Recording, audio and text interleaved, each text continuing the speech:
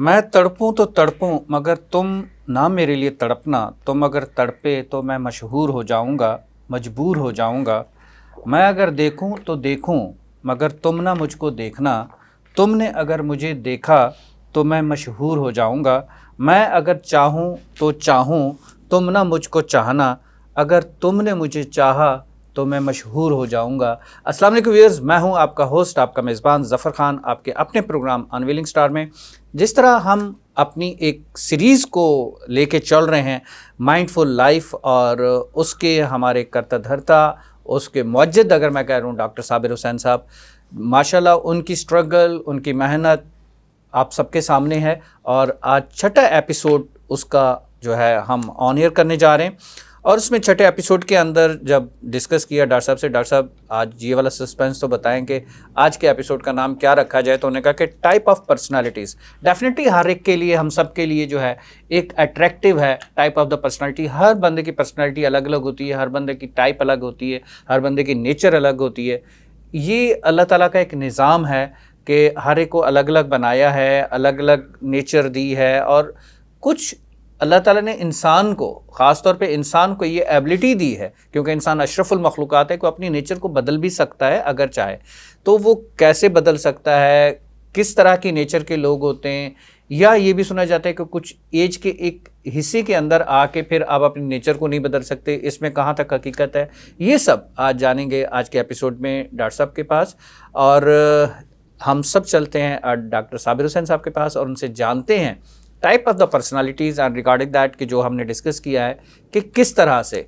और इस पर्सनालिटी के अंदर भी कहीं ना कहीं वही फिर मोहब्बत तो इन्वॉल्व है।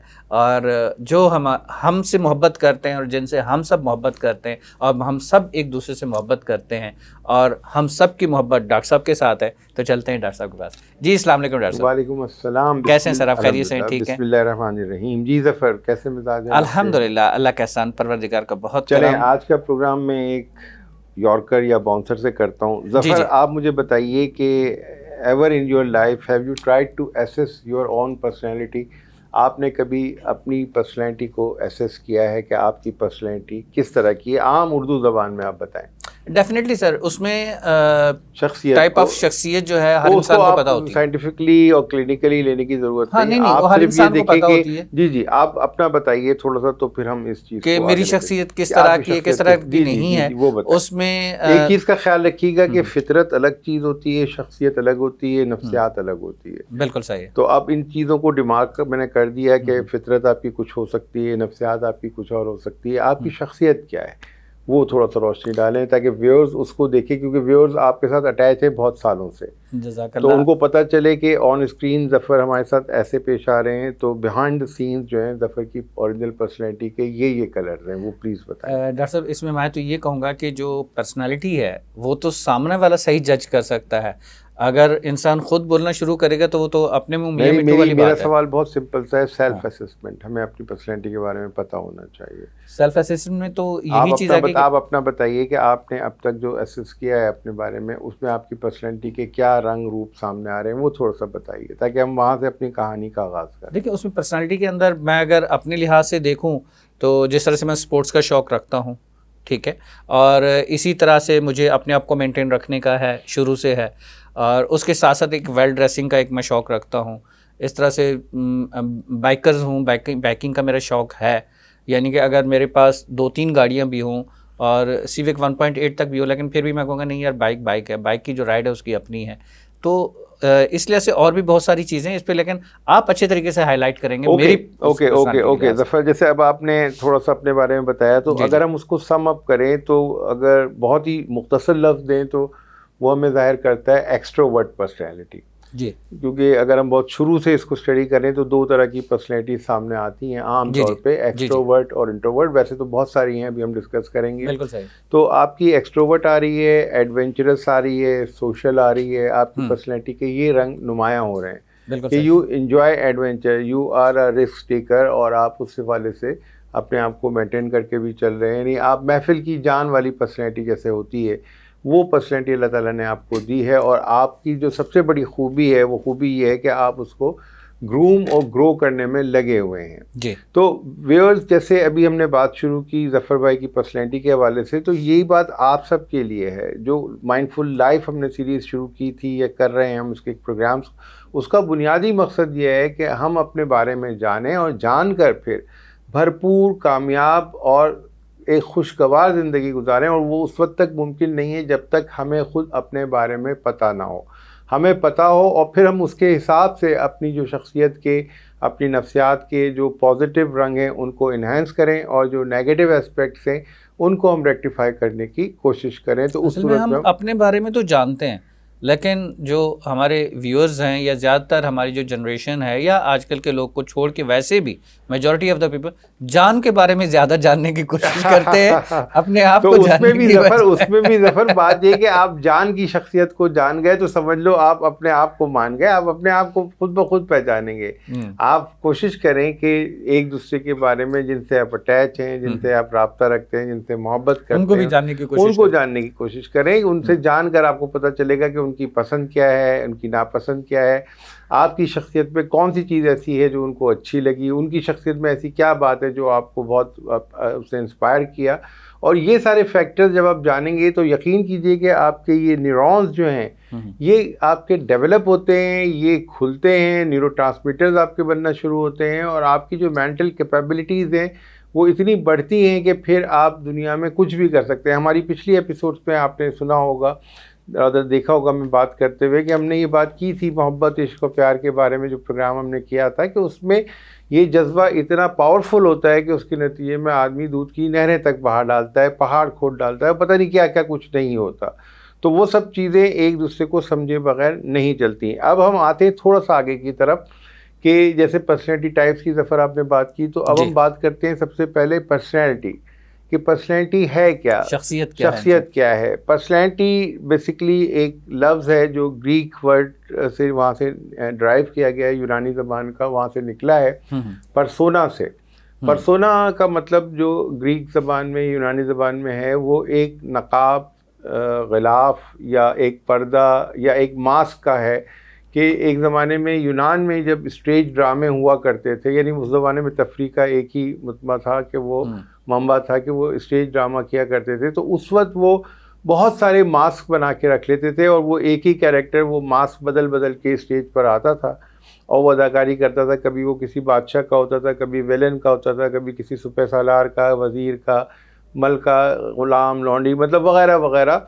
वहाँ से ये लफ्ज़ ड्राइव किया गया है पर्सोना, वो ग़िलाफ़, वो नकाब, वो पर्दा, वो मास्क जो हमारे ऊपर हम चढ़ा लेते हैं। तो बुनियादी तौर पे ये लफ्ज़ वहाँ से निकला है कि यानी एक पर्सोना क्या है हमारा, हमारा ग़िलाफ़ क्या है, हमारा नकाब क्या है। Majority of the time, most of the time जो लोगों को हम लोगों के साथ जो हम पेश आते हैं, लोगों को जो हमारा चेहरा नज़र आ रहा होता है फिज़िकल अपीयरेंस से हटकर, जो शख्सियत के हवाले से, तो उसमें वो होता है जो हम नुमाया करना चाहते हैं, जिसका हम इजहार कर रहे होते हैं। और या फिर जो बहुत ज़्यादा ज़हीन समझदार लोग होते हैं वो उसके डीप में उतर के जो हमारे इनर पर्सोनाज हैं, हिडन पर्सोनाज हैं, उनके बारे में भी वो फिर जान लेते हैं। तो हमारे आज के टॉपिक का मकसद ही यही है कि हम वो आर्ट सीखें कि जिसकी मदद से हम अंदर और बाहर इंसान जो उसके मुख्तलिफ़ ख़िलाफ़ हैं, जो पर्सोनाज हैं, जो मास्क हैं, उनको थोड़ा सा रीड आउट कर सकें। एक चीज़। दूसरी चीज़ ये ख्याल रखिएगा कि हम जिन चीज़ों को भी आगे लेके चलने वाले हैं उसमें कोई भी एक शख्स, उसकी कोई एक शख्सियत नहीं होती। वो किसी एक लम्हे में एक ख़ास तरह का पर्सोना के साथ बिहेव कर रहा होगा, दूसरे लम्हे में उसका पर्सोना चेंज हो जाएगा, तीसरे लम्हे में एक बिल्कुल डिफरेंट एंगल से वो हमारे सामने आ रहा होगा। तो अगर हमें वाक़फ़ियत हो कि हाँ ये पर्सोनाज इस इंसान के साथ उससे अटैच हैं और ये इन पर्सोनाज के साथ चल रहा होता है, तो हमें ऐसे आदमी के साथ ताल्लुक़ जोड़ने में बहुत आसानी रहती है।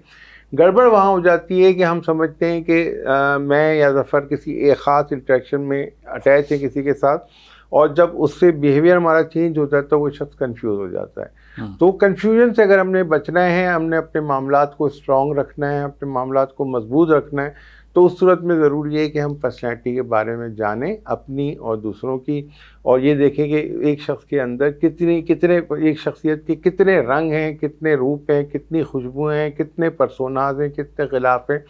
जब हमें ये सब पता चलता चला जाएगा तो फिर हमें ताल्लुकात को बरकरार रखने में, उनको इस्तवार रखने में, उनको आगे बढ़ाने में मसला नहीं होगा। ये एक ब्रीफ इंट्रोडक्शन है और पर्सनैलिटी की तारीफ़ मैंने आपको बता दी। अब हम थोड़ा सा आगे चलेंगे, उससे पहले ज़फ़र। जी सर, असल में देखें जिस तरह से आपने बताया कि हर इंसान मुख्तलिफ़ किस्म के ग़िलाफ़ लेके चलता है, मुख्तलिफ़ किस्म के जिस तरह से अगर हम नॉर्मल जो रोज़मर्रा की ज़िंदगी के हवाले से बात करें तो अक्सर ये सुनने को मिलता है कि यार इस बंदे के पता नहीं कितने चेहरे हैं, इस बंदा ने पता नहीं कितने नकाब ओढ़े हुए हैं, पता नहीं किस किस तरह से ये चल रहा होता है, पता नहीं कौन सा नकाब उतार के अब इसने कौन सा नकाब लगा लिया है, अब इसका कौन सा चेहरा सामने आने वाला है, अब किस चेहरे में सामने आएगा।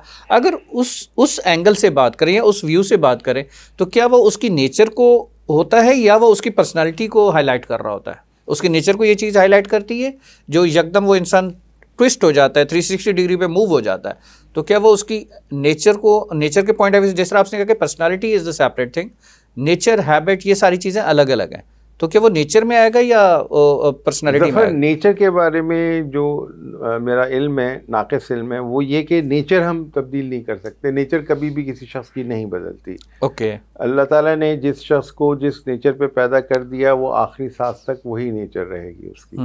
ये पर्सोनाज होते हैं, वो उसकी लर्निंग का हिस्सा होते हैं। उसका जेनेटिक मेकअप उसको क्या इंड्यूस करता है उसके अंदर, उसकी इन्वायरमेंटल सोशल जो लर्निंग है वो क्या उसका सिलसिला है, उसके एक्सपीरियंसेस क्या हैं, उसका एक्सपोजर क्या रहा सोसाइटी से, उसके नतीजे में कब कब कहाँ उसको कौन कौन से पर्सोनाज की ज़रूरत पड़ी वो उसको अडॉप्ट करता चला जाता है। लेकिन उसकी जो प्राइमरी नेचर है that remains intact from the day one till he is born and till he dies. वो क्या जीन से चल रही होती है? किससे चल रही होती है? जीन से चल रही होती है। वो जीन से प्लस उसके बाद कह लीजिए कुदरत का निज़ाम, और फिर जो whatever the things are वो उसको हम तब्दील नहीं कर सकते। अल्लाह का हुक्म यही है, आपने भी ये शायद हदीस सुनी होगी कि अगर कोई ये तुमसे कहे कि पहाड़ी ने अपनी जगह बदल ली है तो आप उसको यकीन कर लो, लेकिन अगर कोई कहे कि उसकी शख्स ने अपनी फितरत बदल गई है तो आप इस बात पे कभी यकीन नहीं करेंगे। अच्छा साबिर भाई, अगर हम जीन्स का देखते हैं, अगर हम तारीख़ भी उठा के देखें, तारीख़ के औराक पलटें, तो हमें ये भी देखने को मिलता है, पढ़ने को मिलता है कि ज़रूरी नहीं होता कि पैगंबर्स की औलाद कुछ और निकलती है और वो उनकी औलाद में से फिर पैगंबर आ जाते हैं, किसी में वलीउल्लाह आ जाते हैं, किसी में कुछ आ जाते हैं। तो लेकिन कहा यह जाता है कि नहीं यार, जीन्स में से कुछ इफ़ेक्ट्स, उसके असरात आते हैं और बहुत ज़्यादा आते हैं। ठीक है, तो उसमें तारीख को हम क्या कहेंगे और इस चीज़ को क्या कहेंगे? वो इसलिए कि अल्लाह ताला ने जिस शख्स को जिस रूप में पैदा करना होता है वो पैदा करता है। वो मेरे आपके इवन पैगम्बरों के भी हाथ में नहीं होता। पैगम्बर की औलाद जिस हाल में पैदा होगी उसका इल्म सिर्फ अल्लाह के पास है। बिल्कुल सही। वो मतलब मैं नहीं समझता कि किसी पैगम्बर को भी इल्म हो या किसी वली अल्लाह को भी इस चीज़ का इल्म हो, नहीं पता होता। तो ये वो सब चीज़ें हैं जो नेचर का इंतखाब, सिलेक्शन वो अल्लाह ने रखी है। हम उसको मॉडिफाई कर लेते हैं, हम उसको ट्रांसफॉर्म कर लेते हैं, पॉलिश कर लेते हैं। बड़े बड़े हमने देखे गुनाहगार होते हैं, वो मतलब एक वक्त आता है कि वो अपने गुनाहों से तौबा करके बहुत नेक और पारसा बन जाते हैं। और बड़े बड़े हमने नेकोकार देखे होते हैं जो वो अपनी नेकियों के ऊपर पानी फेर के एक गुनाह में मुर्तकब हो जाते हैं। वी डोंट नो, लेकिन हमने ये देखना है कि उसकी प्राइमरी नेचर क्या है। आप हुजूर सल्लल्लाहु अलैहि वसल्लम की दुआ याद करें, जब अल्लाह ने उन्होंने दुआ की थी कि मुझे एक उम्र दे दे जी, तो मैं तेरा दीन फैलाने में ज़्यादा मतलब बेहतरी महसूस करूँगा। और आप ये भी देखें कि हज़रत उमर फ़ारूक या कोई भी, अब अगर हम किसी भी जलील साहबी की अगर जिक्र करते हैं तो उसकी नेचर वही है। दीन इस्लाम पे पहले भी, दीन इस्लाम पे अमन ईमान लाने के बाद भी उसकी प्राइमरी नेचर वही है, वो तब्दीली नहीं हुई। वो उसी तरह से जरी, बहादुर, निडर, गुस्से वाले वो रहे। बस ये कि उनका जो डायरेक्शन था, जो जाविया निगाह था, वो तब्दील हो गया। तो इससे साबित यही होता है कि नेचर को हम तब्दील नहीं कर सकते, लेकिन वो पर्सोना चेंज हो गया। गुड दैट, यानी कि वक्त के लिहाज से, हालात के लिहाज से, तजुर्बे की वजह से किसी भी आपको चेंज कर लिया, लेकिन चेंज कर लिया या हो गया व्हाटएवर, वो पर्सोना चेंज हो गया। पर्सनालिटी के अंदर वो चीजें चेंज हो गया, लेकिन जो नेचर के अंदर, आदत के अंदर जो चीजें थी वो अपनी जगह मौजूद रही, पहले भी थी, बाद में भी थी। चाहे वो इस्लाम लाने से पहले, चाहे इस्लाम लाने के बाद, चाहे हम उसकी बात करें कि जो बचपन में उसकी आदत थी क्या बड़े होने के बाद भी उसी तरह रही। तो वो जो एक उसके अंदर आ गई, उसके अंदर रच वापस गई वो वही चलती रहेंगी जो उसके अंदर वक्त पैदाइश से लेके आखिर जो अल्लाह ने इनहेरिट कर दिया वो चलती रहेंगी, सिवाय इसके कि जो उसमें मॉडिफिकेशंस आ रही हैं उसके तजुर्बात की रोशनी में, जिंदगी की लाइफ एक्सपीरियंस। बिल्कुल सही। साबिर भाई, छोटे से एक ब्रेक का टाइम है, लेकिन ब्रेक के बाद मैं एक चीज़ जानना चाहूँगा कि जीन्स का इफेक्ट जो है वो जनरेशन के अंदर कितने हद तक आता है। ओके व्यूअर्स, चलते हैं एक छोटे से ब्रेक के लिए, और ब्रेक से वापस आके डॉक्टर साहब के लिए एक छोटी सी चीज़ हमने छोड़ी है कि जीन्स का इफेक्ट जो है वो जनरेशन के अंदर कितनी हद तक आता है पेरेंट्स के हवाले से। चलते हैं एक छोटे से ब्रेक के लिए।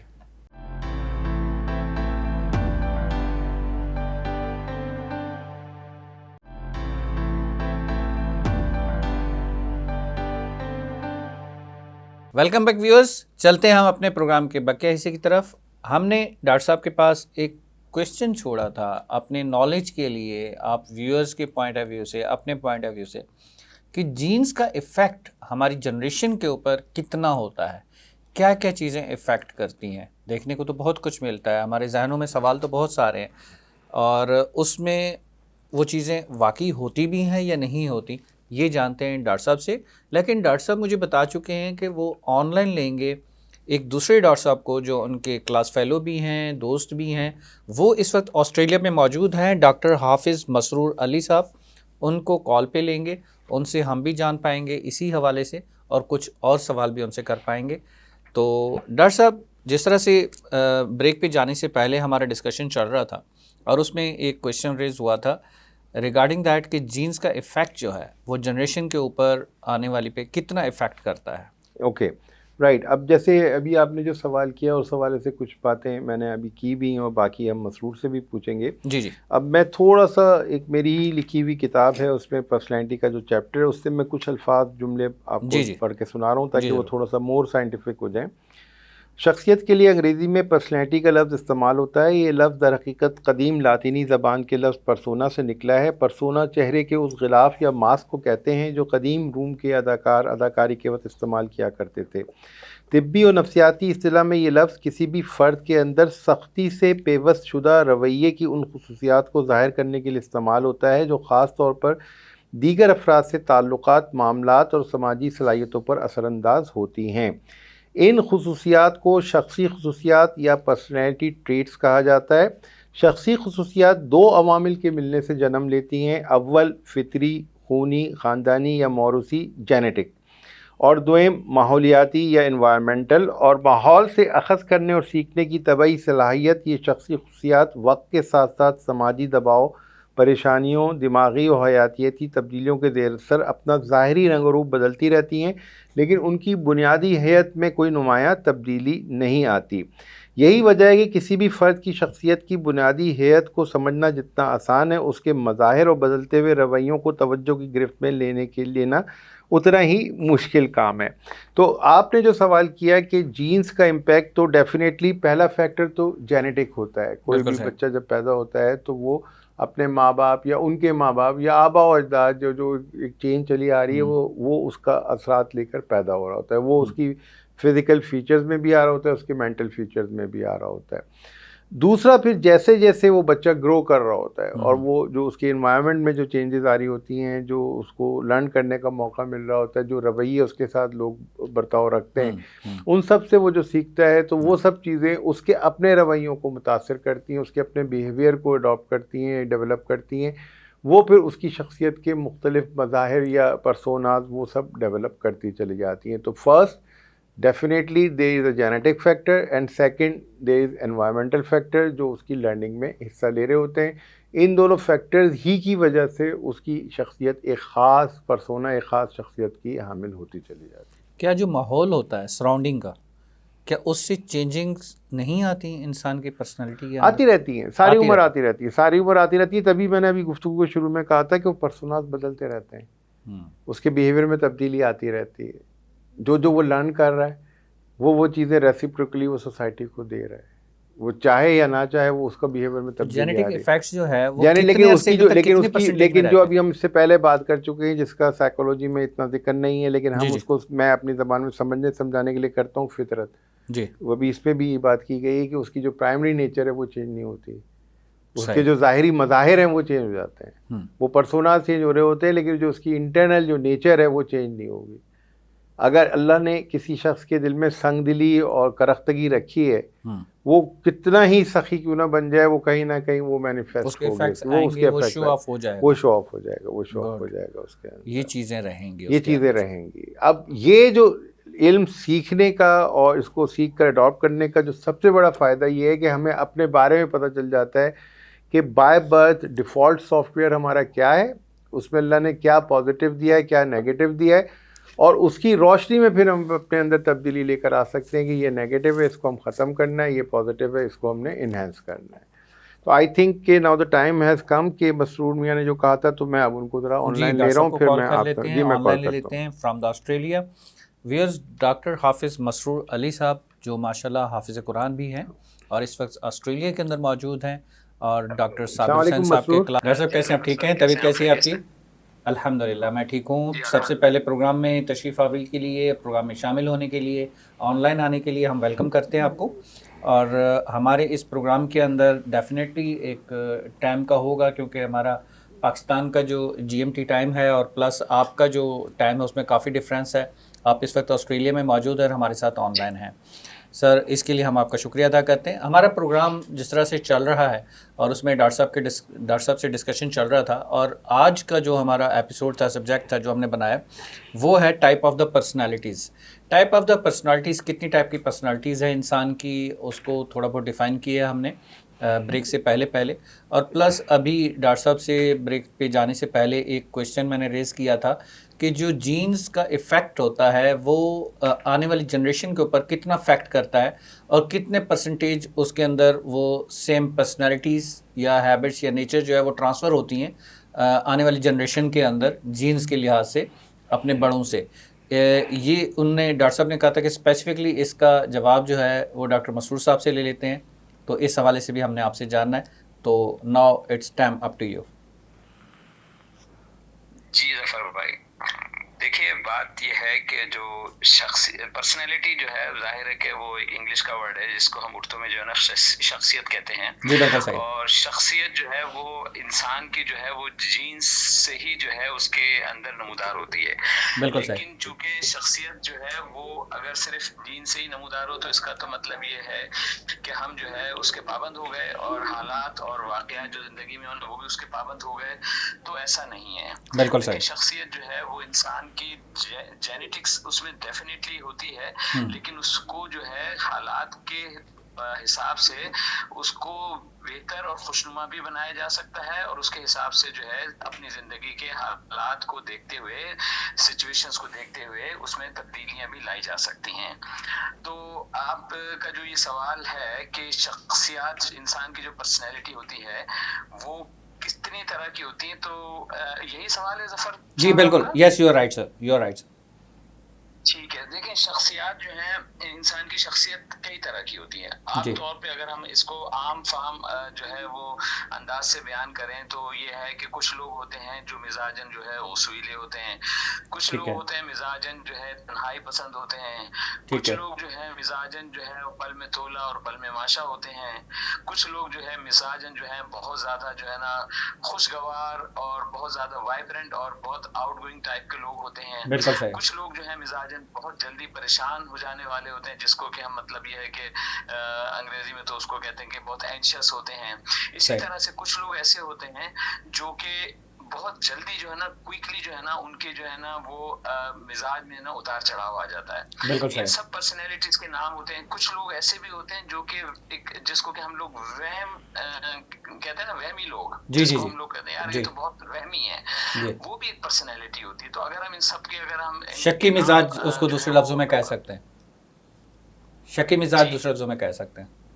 शक्की मिजाज भी होते हैं, बिल्कुल। शक्की मिजाज और वहमी थोड़ी सी दो डिफरेंट अलग अलग टाइप्स हैं। शक्की मिजाज तो कुछ लोग होते हैं जो कि मतलब मुख्तलिफ चीजों के बारे में जो है ना वो शक में मुब्तला रहते हैं, जिसको बिलीव नहीं होता। पर्सनैलिटी में अगर इंग्लिश में नाम देंगे तो उसको हम पैरानॉइड पर्सनैलिटी कहते हैं। वो हमेशा जो है ना शक में रहते हैं। लेकिन वहमी जो होते हैं वो उनका जो है ना वो शक का जो है वो उस तरह का शक नहीं होता कि किसी इंसान पे शक नहीं करते, बल्कि वो अपने ही जो है मामलात पे बहुत ज्यादा जो है ना वहम में मुब्तला रहते हैं। तो अगर मैं उन सब के आपको अगर जो है नाम बताना शुरू करूं, जैसे कि मैंने कहा कि कुछ लोग जो है ना बहुत तन्हाई पसंद होते हैं, तो इंट्रोवर्ट होते हैं, कुछ लोग बहुत ज्यादा आउटगोइंग होते हैं, बहुत ज्यादा सोशल होते हैं, तो वो एक्सट्रोवर्ट होते हैं।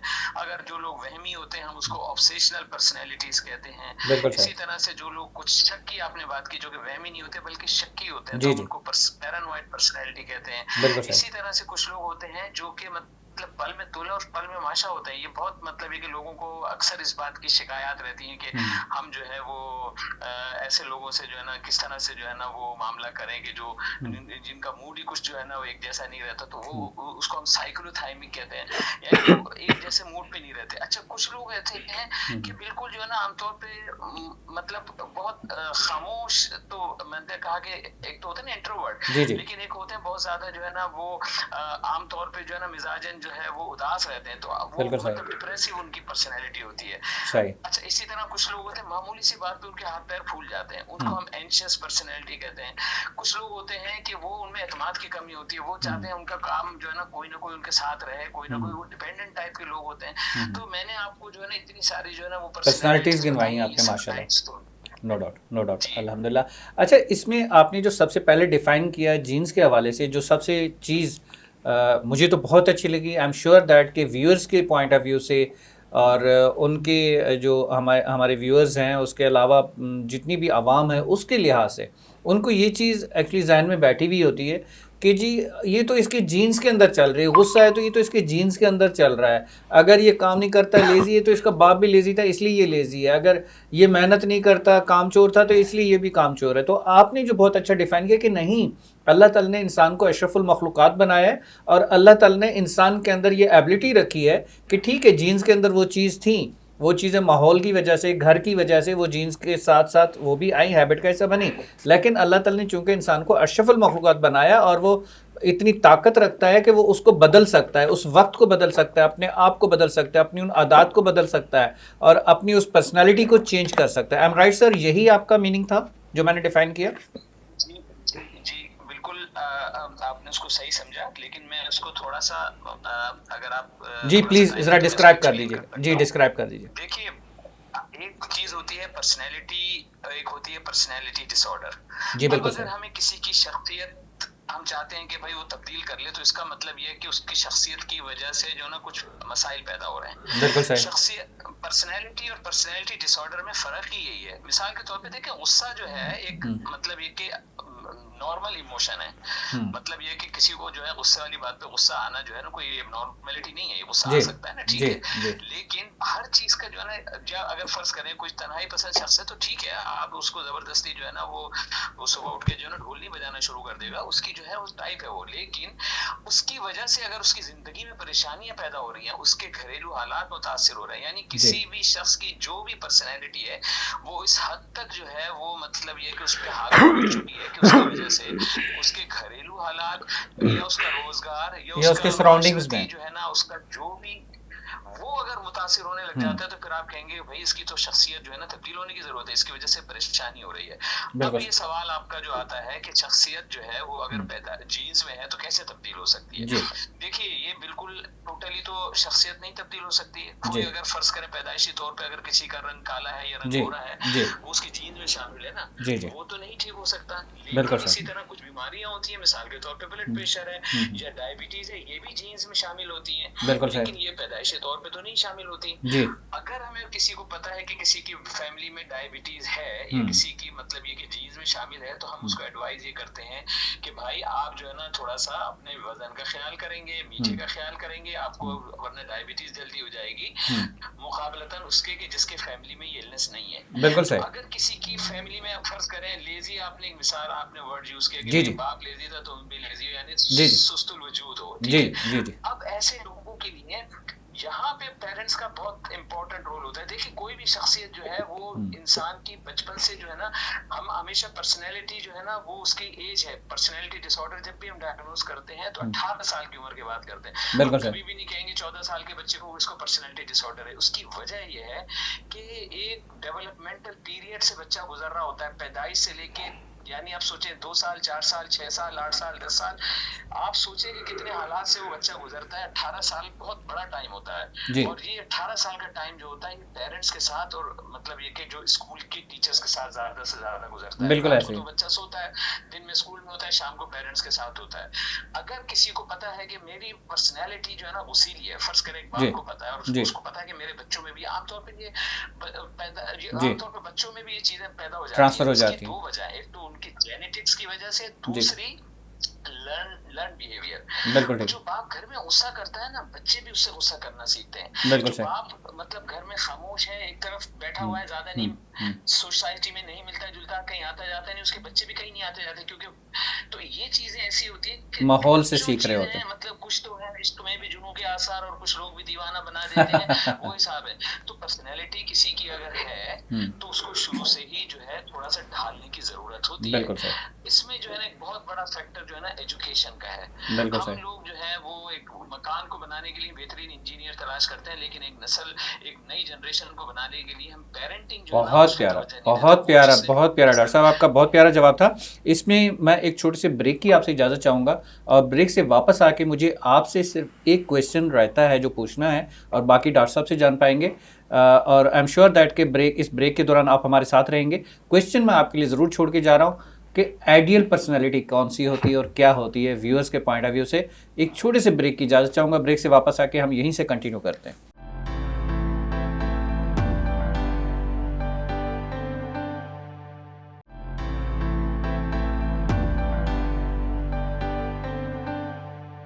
वेलकम बैक व्यूअर्स, चलते हैं प्रोग्राम के बकिया हिस्से की तरफ, और हमारे साथ ऑनलाइन मौजूद हैं डॉक्टर हाफिज़ मसरूर अली साहब फ्रॉम ऑस्ट्रेलिया, और डॉक्टर साहब के दोस्त, डॉक्टर साहब के क्लास फेलो, और ब्रेक के दौरान भी हमारे साथ ऑनलाइन रहे।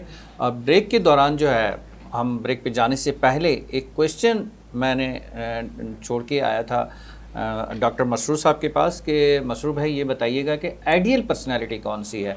जी डॉक्टर साहब बताइएगा कि आइडियल पर्सनैलिटी कौन सी है मसरूर भाई। जी देखें, इस बात का जवाब देने से पहले एक तो खैर मैं ये चाहूँगा कि आइडियल जो है किसी भी चीज़ के बारे में, चाहे वो पर्सनैलिटी की बात नहीं है, मैं आजकल की जनरेशन के हवाले से मसरूर भाई बात कर रहा हूँ। आजकल की जनरेशन जो है वो चाहे मेल हो, कपल के पॉइंट ऑफ व्यू से फीमेल हो, और टीन एज के अंदर से वो अपना आइडियल ढूंढना शुरू कर देते हैं। तो इसमें आपकी गाइडेंस की नीड यही है, क्योंकि हमारे जो एपिसोड्स चल रहे हैं, प्रोग्राम चल रहे हैं, और लास्ट एपिसोड हमारा प्यार इश्क मोहब्बत के ऊपर चला है, जिसमें हमने जनरेशन को बताने की कोशिश की है कि हम अपना हिस्सा डाल रहे हैं, हम अपनी कोशिश कर रहे हैं कि क्या चीज़ सही है उनके लिए, क्या चीज़ सही नहीं है, कौन सा रास्ता सही है, कौन सा सही नहीं है। तो उसी एंगल पे वही अगर मैं चीज़ मेरे जहन में थी लास्ट एपिसोड वाली, कि जो हमारी जनरेशन है, जो हमारे यंग कपल्स हैं, जो यंग बॉयज़ गर्ल्स हैं, वो एक अपनी टीन एज से स्टार्ट कर देते हैं कि हमारा आइडियल ऐसा होना चाहिए, हमारा इस तरह की पर्सनालिटी वाला आइडियल जो है वो हमारे कपल का हिस्सा बने, हमारा कपल बने XYZ। उसमें ज़रा थोड़ा सा डिफाइन करिएगा। सबसे अहम बात तो यह है कि आइडियल पर्सनैलिटी जो है ना वो आपकी अपनी पर्सनैलिटी होती है। अब उसकी वजाहत मैं इस तरह से कर सकता हूँ, आप अगर एक बिल्कुल खामोश तबीयत आदमी है और आप जो है ना सोशलाइजेशन को पसंद नहीं करते, जी जी, और आप आइडियल तलाश कर लें कि जो कि बहुत ज्यादा सोशल है, तो बात बन नहीं पाएगी, यानी आप उसके साथ चल ही नहीं पाएंगे, क्योंकि आपके मिजाज में जो है वो ज्यादा जो है वो चीज नहीं है कि जो है ना लोगों से मिलते जुलते रहें, बाहर घूमे फिरें, या मतलब आपकी सोशलाइजेशन ज्यादा, और आप जो इसमें अपना आइडियल तलाश कर रहे हैं वो उसके अपोजिट है। तो वो तो सबसे अहम जो पर्सनैलिटी है वो आपकी अपनी पर्सनैलिटी। ये समझता हूँ कि आइडियल पर्सनैलिटी आपकी अपनी पर्सनैलिटी। तो यानी कि जो हमने लाइफ पार्टनर है, लाइफ पार्टनर उसको अपने जैसा ढूंढना चाहिए। अगर खामोश तबीयत है और खामोश तबीयत ढूंढ लिया तो फिर तो दोनों चुप ही रहेंगे, दोनों एक दूसरे से बात ही नहीं करेंगे। ये थोड़ा सा बिल्कुल आपकी आप देखें, लाइफ पार्टनर चूज करने की सिचुएशन डिफरेंट है। अभी हम बात कर रहे हैं कि आइडियल पर्सनैलिटी क्या होती है, क्योंकि मामला ये है कि उसके साथ निभाना होता है आइडियल पर्सनैलिटी। अच्छा, अब आपका ये सवाल कि लाइफ पार्टनर चूज करना हो, देखें आप जब लाइफ पार्टनर चूज करने जाते हैं तो आपको बहुत सारी चीजें देखनी होती है। पर्सनैलिटी जरूर उसकी होती है, लेकिन प्रॉब्लम वहीं पे ही हो रही होती है। मैं ये नहीं कह रहा हूँ कि दोनों खामोश होंगे तो खामोश ही रहेंगे, मतलब ऐसा नहीं है, लेकिन प्रॉब्लम वहां पे होती है जब पर्सनैलिटी का कॉन्फ्लिक्ट जो है ना, देखें जब कन्फ्लिक्टिंग पर्सनैलिटी एक जगह बैठती है ना, प्रॉब्लम शुरू होते हैं।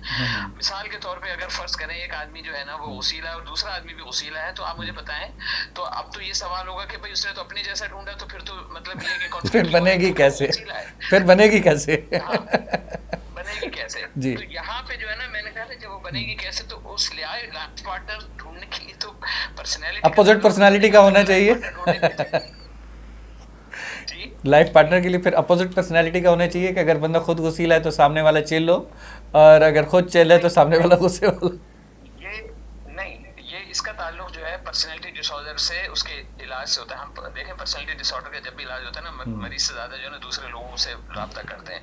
मिसाल के तौर पे एक बाप वसीला है, हम उसके बच्चों को कहेंगे कि आप कोशिश करें कि इन तमाम सिचुएशन से अवॉइड करें जिसमें उसका गुस्सा जो है ना आ सकता है, बजाय कि हम उसको ठीक करने बैठ जाएं जिसका गुस्सा है। मिसाल के तौर पे तो बात ये है कि जो वो टकराव होता है तो उसके लिए तो फिर डिसऑर्डर हो गया ना, वो तो बिल्कुल सही। जहाँ डिसऑर्डर आएगा वहाँ पे ट्रीटमेंट की बात आ जाएगी, लेकिन पर्सनैलिटीज अलग है। मैंने शुरू में बताया था डिसऑर्डर्स अलग है। बिल्कुल सही। पर्सनैलिटीज जो है वो हमेशा एक दूसरे के साथ जो है टकराती नहीं है। जब डिसऑर्डर में हो जाता है तो फिर प्रॉब्लम होती है, फिर ट्रीटमेंट की जरूरत पड़ती है। बिल्कुल सही, बिल्कुल सही। Thank you so much doctor साहब। मैं अभी बात कराता हूँ आपकी डॉक्टर साबिर हुसैन साहब से, आपके दोस्त, आपके क्लास फेलो, हो सकता है कुछ पुरानी यादें भी ताज़ा हो जाए। तो thank you so much program में पार्टिसिपेशन के लिए। जज़ाकल्लाह मसरूर, तुमने बहुत खूबसूरती से सब कुछ एलिब्रेट किया, लेकिन अभी भी शायद कुछ चीज़ें रह गई हों। उसको मैं तुम्हें इंशाल्लाह जब हमारा नेक्स्ट एपिसोड होगा तो उसमें भी फिर मैं तुम्हें ज़हमत दूंगा। तो उस वक्त तक के लिए फिर इजाज़त दो, तो फिर तुम्हें कॉल करता हूँ मैं। ठीक है भाई, ओके, अल्लाह हाफ़िज़। जी डॉक्टर साहब, जी डॉक्टर साहब। अच्छा, मुझे डॉक्टर साहब ये बताइएगा कि नेक्स्ट जो है हम पर्सनालिटी पर जो हमारा डिस्कशन अभी जैसे जी मैं अभी बात करूँ, डॉक्टर मसूद जो जैसे मैं बता रहे थे, उन्होंने माशाल्लाह बहुत अच्छा एलिब्रेट किया, लेकिन कुछ चीज़ें पर्सनैलिटी टाइप्स की जैसे उन्होंने बताई, फिर पर्सनैलिटी डिसऑर्डर्स की बताई, तो मैं अब पर्सनैलिटी डिसऑर्डर्स के बारे में बात करना चाहूँगा इन डिटेल, ताकि हमें समझ में आ जाए कि भाई ये तो चलो पर्सनैलिटी टाइप हैं, लेकिन इन पर्सनैलिटी टाइप की ये फीचर्स जब इस सिवियरिटी को पहुंच जाएं तो फिर हम इसको ट्रीटमेंट के हवाले से उस खाते में डाल देते हैं जब उसको साइकेट्रिस्ट की ज़रूरत पड़ती है, और जो हमारे इर्द गिर्द डायनामाइट के तौर पे लोग घूम रहे होते हैं। और जैसे आपका सवाल था आइडियल पर्सनैलिटी के हवाले से, तो उसमें अगेन हमारे ये पिछले एपिसोड से रिलेट कर रहा है ये सिलसिला कि हम अपने सामने वाले जेंडर में अपनी आइडियल पर्सनैलिटी ढूंढ रहे होते हैं और हमें नहीं पता कि वो इनफैक्ट हम डायनामाइट को अपनी तरफ खींच रहे होते हैं, क्योंकि हमारे अपने अंदर डायनामाइट छुपा होता है और वो उससे फिर ब्लास्ट करना होता है। तो इसीलिए मैं बार बार एम्फेसिस दे रहा होता हूँ कि हमें अपने आप को पहचानने की ज़रूरत है, अपने इर्द गिर्द के लोगों को पहचानने की ज़रूरत है, ताकि हम देख सकें कि हमने लोगों के साथ जो अपने ताल्लुकात अस्तवार करने हैं वो किस लेवल के करने हैं, कितनी सिवियरिटी के साथ करने हैं। तो नेक्स्ट एपिसोड में मैं डिस्कस करूंगा या करना चाहूँगा कि हम पर्सनैलिटी डिसऑर्डर्स को डिटेल में डिस्कस करें और उन पर्सनैलिटी डिसऑर्डर्स की क्या रेमेडी है उसको हम डिस्कस करें। बिल्कुल सही, thank you so much, thank you so much. Viewers इजाज़त चाहेंगे आपसे इस एपिसोड के लिए। नेक्स्ट एपिसोड में जिस तरह से डॉक्टर साहब ने डिफ़ाइन कर दिया, और हम उनके बहुत मशकूर हैं कि उन्हें पहले से बता दिया, वरना सरप्राइज़ होता है हमारे लिए कि नेक्स्ट एपिसोड में हम पर्सनालिटी डिसऑर्डर्स जो है वो जो होते हैं वो किस तरह के होते हैं और किस तरह से उनकी ट्रीटमेंट होनी चाहिए, क्या क्या होना चाहिए, उस हवाले से हमारी डिस्कशन होगी। चलते हैं प्रोग्राम के अख्ताम की तरफ, और आप सबसे इस वादे के साथ इजाज़त चाहूँगा कि आप सब अपना बहुत सारा ख्याल रखेंगे। अस्सलामु अलैकुम, अल्लाह हाफ़िज़।